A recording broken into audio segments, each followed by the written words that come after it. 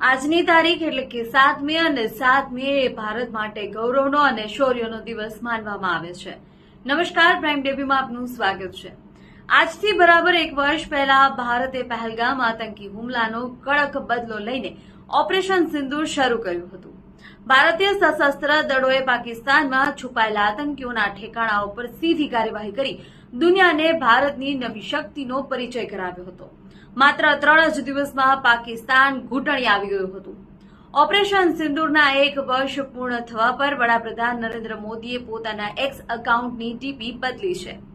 નવી ડીપીમાં operation સિંદૂરનો logo અને ગર્વથી લહેરાતો તિરંગો જોવા મળી રહ્યો છે. પીએમ મોદીએ પોસ્ટમાં લખ્યું છે કે ભારતીય સેનાએ અજોડ સાહસ, ચોકસાઈ અને દ્રઢ સંકલ્પ સાથે દેશના દુશ્મનોને જડબાતોડ જવાબ આપ્યો છે. જોકે નરેન્દ્ર મોદીની આ ડીપી હાલ ચર્ચાનું કેન્દ્ર છે. આ સાથે જ ભારતીય સેનાએ પણ એક ખાસ વિડીયો શેર કરી સંદેશો આપ્યો છે. ભારત કંઈ ભૂલતું નથી, ભારત કંઈ માફ કરતું નથી.